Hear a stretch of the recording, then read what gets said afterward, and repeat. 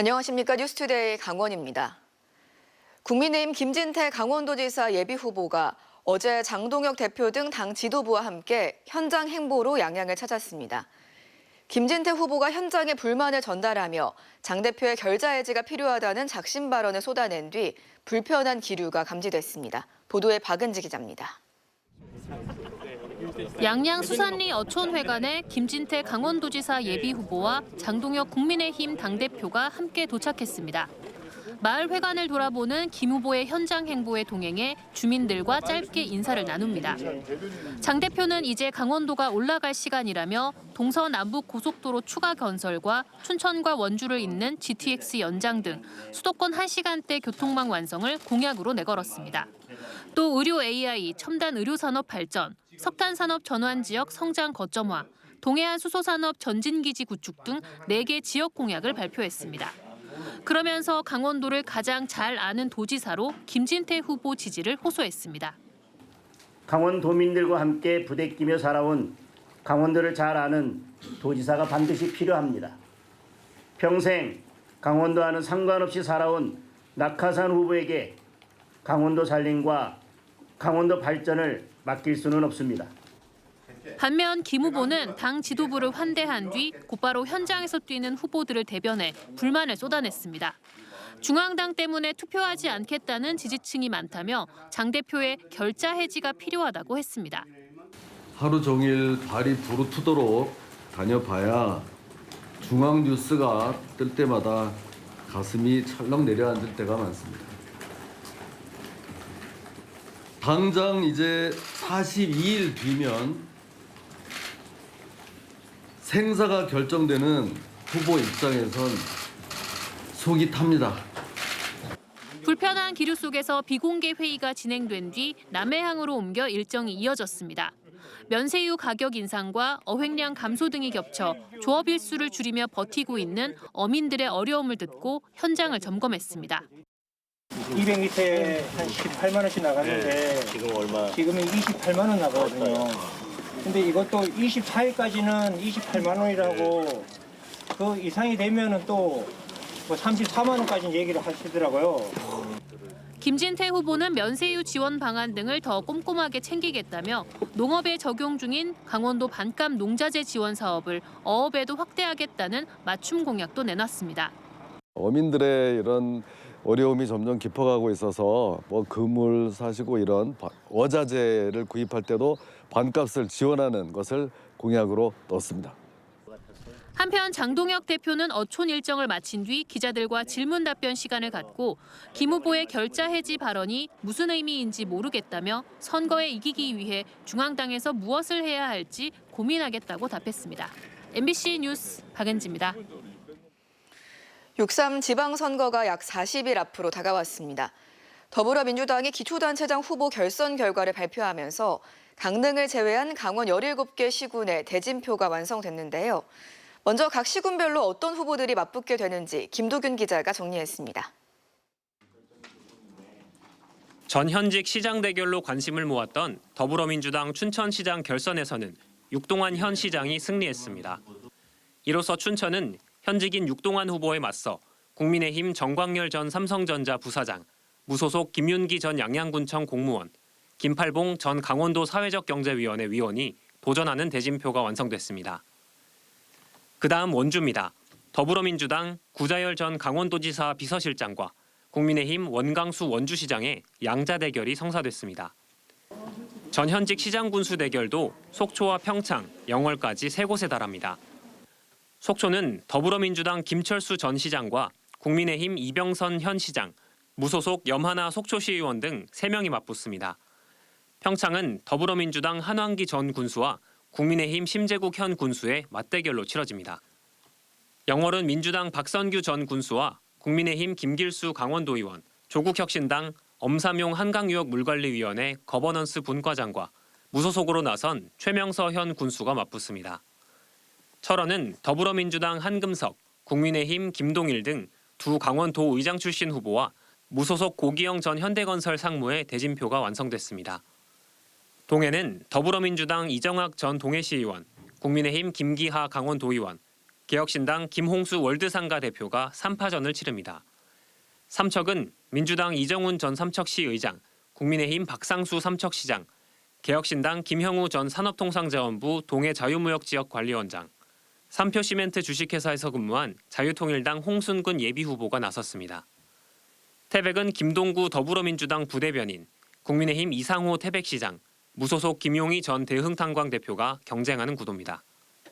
홍천은 박승영 전 홍천군 농업기술센터 소장, 신영재 홍천군수, 강석헌 진보당 강원도당 위원장이 대결합니다. 화천은 더불어민주당 김세훈 강원도당 부위원장, 국민의힘 최명수 전 화천 부군수가 나서 양자 대결 구도로 치러집니다. 양구는 민주당 김철 전 양구군 의장, 국민의힘 서응원 양구군수, 여기에 국민의힘 공천에 반발하며 무소속으로 나선 김왕규 강원도 의원이 대결합니다.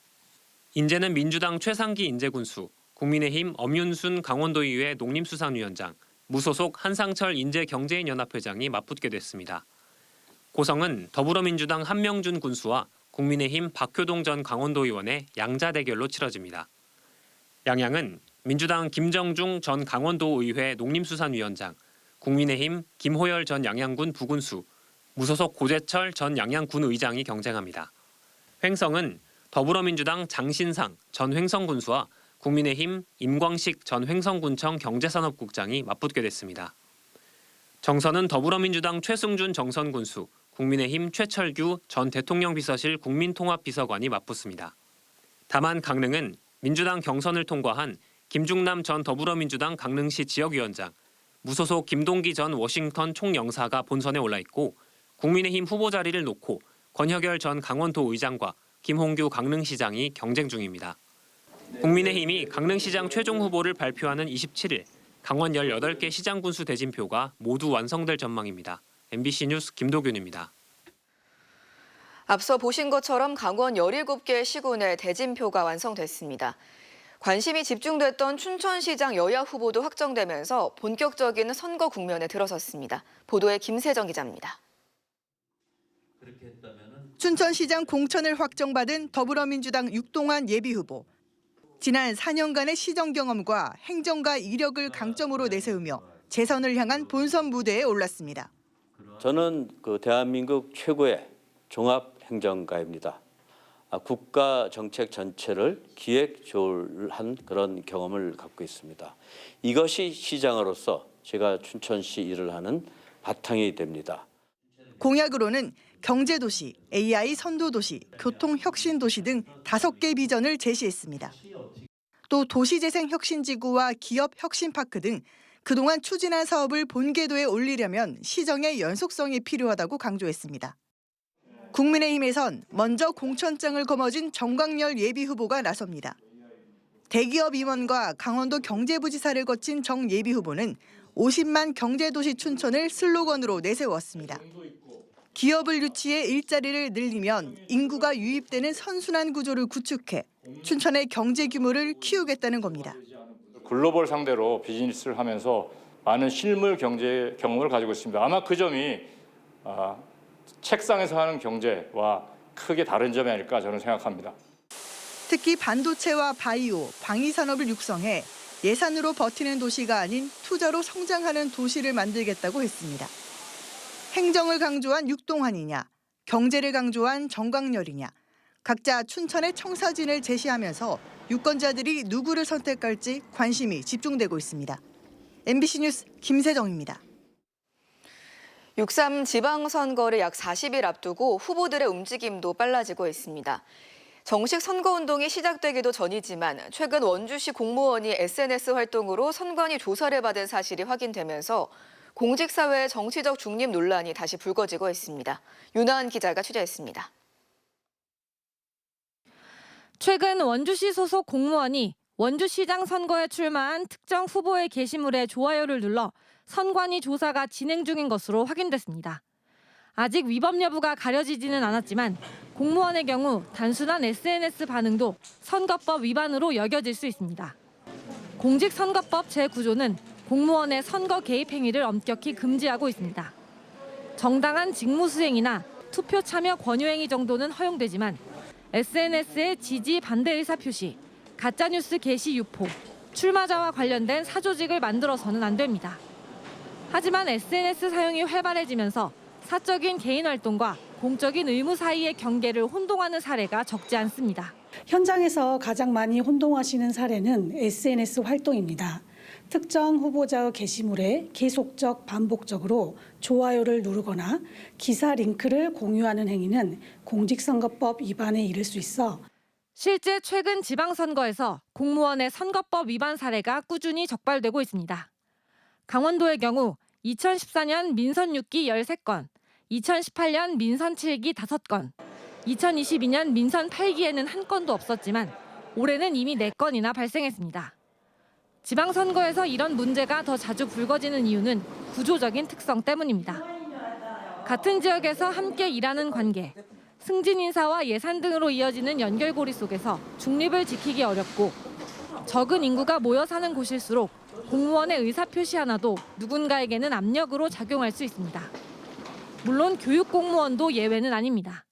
규모가 작을수록 상대적으로 계속 지방자치단체장의 인사재량권이 크지다 보니까 공무원들이 수백 명이다 보니까 그런 표시만 하더라도 사실 영향력을 좀 크게 가질 수가 있었어요. 그 부분들을 갖다가 좀 엄격하게 보는 것들은 좀 필요하다고 생각을 합니다. 선관위는 이번 지방선거에서도 공무원의 선거 관여 행위에 대해 무관용 원칙으로 엄정 대응하겠다는 방침을 밝혔습니다. 행정과 정치가 가장 가까이 맞닿아 있는 지방선거, 그만큼 공무원 중립 의무를 둘러싼 논란도 반복되고 있습니다. MBC 뉴스 윤하은입니다. MBC 강원 3사가 6.3 지방선거를 앞두고 강원도지사와 강원도 교육감 후보 여론조사를 실시합니다. 리얼미터에 의뢰해 오늘과 내일 강원도민 만 18세 이상 800명을 대상으로 ARS 전화 조사 방식으로 진행합니다. 조사 대상은 강원도지사 선거는 우상호, 김진태, 강원교육감 선거는 강사명, 박현숙, 신경호, 유대균, 최강익 예비후보입니다. MBC 강원 3사는 여론조사 결과를 다음 주 월요일과 화요일 이틀에 걸쳐 후보 지지도와 당선 가능성, 선거의 실제 투표 여부와 정당 지지도 등을 집중 분석해 전해드립니다. 환경미화원을 상대로 직장 내 괴롭힘을 일삼은 일명 계엄령 놀이로 1심에서 실형을 선고받은 양양군 공무원 사건이 항소심으로 넘어갔습니다.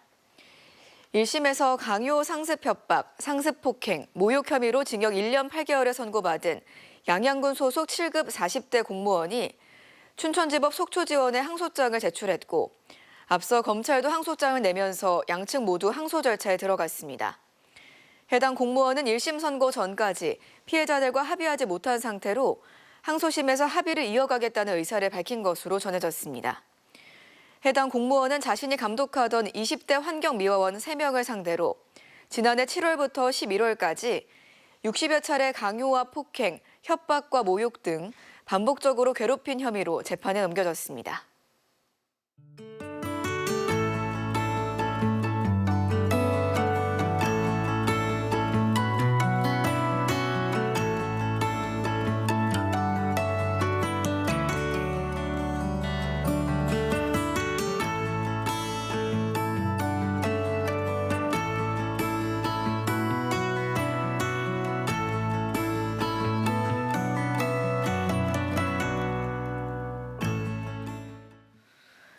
원주시가 유기동물 안락사를 줄이고 입양을 활성화하기 위해 유기동물 임시보호를 지원합니다. 원주시 동물보호센터에서 보호 중인 유기동물 가운데 공고기간이 종료된 개체를 지정된 시설에 보내 최대 50일간 임시보호하며 입양을 돕게 됩니다.